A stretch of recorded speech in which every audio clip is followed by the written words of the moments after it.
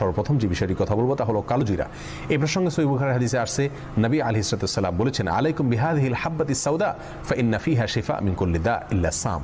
অর্থাৎ কালোজিরা, আল্লাহ সুবহানাহু ওয়া তাআলা এর ভেতরে মৃত্যু ছাড়া পৃথিবীর অন্য সকল রোগের প্রতিষেধক রেখেছেন, সকল রোগের ঔষধ রেখেছেন, চিকিৎসা রেখেছেন।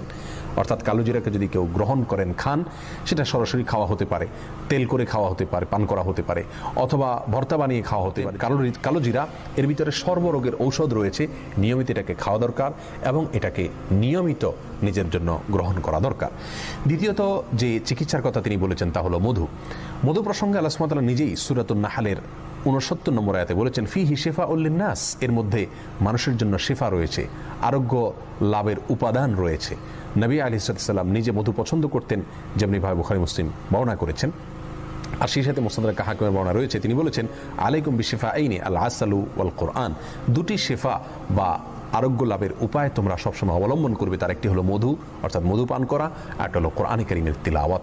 যার কারণে কোরআনে কারীমের তিলাওয়াত বা কোরআনে কারীম তিলাওয়াত করে পড়ে ঝাড়ফুঁক করা, এটা যেমন চিকিৎসার কাজ দেয়, তেমনি মধু পান করা এটাও মানুষের শরীরে রোগ প্রতিরোধ ক্ষমতা বাড়ায় বা মানুষকে বিভিন্ন রকমের রোগ বালাই থেকে চিকিৎসার কাজ দেয় এই মধু পান। বিধায় দ্বিতীয় হলো মধু, যেটা সর্বরোগের ঔষধ হিসাবে আমরা গ্রহণ করতে পারি। ৫ নম্বর হলো আজোয়া খেজুর।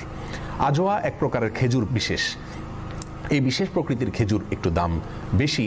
এই খেজুর প্রসঙ্গে সহিহ বুখারীর হাদিসে আসছে, নবী আলাইহিস সালাম বলেছেন, কেউ যদি প্রতিদিন সকালবেলা 7টি আজোয়া খেজুর খায়, ওই দিনে মৃত্যু ছাড়া অন্য কোনো রোগ তার কোনো ক্ষতি করতে পারে না।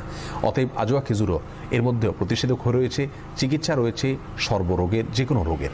প্রিয় দর্শক, আবারও এক নজর আমরা জানি, 1 নম্বর হলো কালোজিরা, 2 নম্বর হলো মধু, 3 নম্বর হলো সিঙ্গা লাগানো, 4 নম্বর হলো জমজমের পানি পান করা, আর 5 নম্বর হলো আজোয়া খেজুর খাওয়া।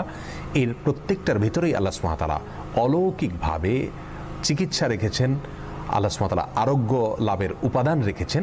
বিধায় যে কোনো দুরারোগ্য ব্যাধি থেকে বাঁচার জন্য অথবা আত্মরক্ষার জন্য, চিকিৎসার জন্য, আরোগ্য লাভের জন্য আমরা এই উপায়গুলো অবলম্বন করলে আল্লাহ সুবহানাহু ওয়া তাআলা আমাদেরকে রক্ষা করবেন।